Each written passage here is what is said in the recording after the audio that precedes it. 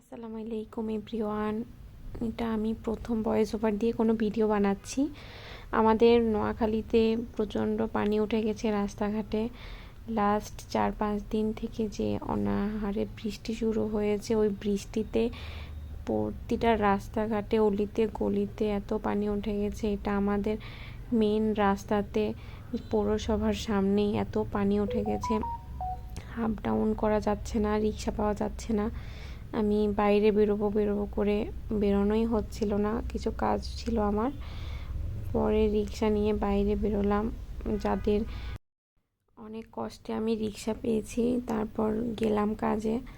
আর অনেক মানুষের মাছ, যারা মাছ চাষ করতেন, তাদের মাছগুলো সব রাস্তাঘাটে বেরিয়ে এসেছে। এখন সবাই ওইটাতে কিন্তু অনেক বড় একটা লস হয়েছে। ইদানিং নোয়াখালীতে পানি বৃষ্টি হলেই রাস্তাঘাটে সব জায়গায় অনেক পানি উঠে যায়, যার ফলে সাধারণ জনগণ অনেক সমস্যায় থাকে।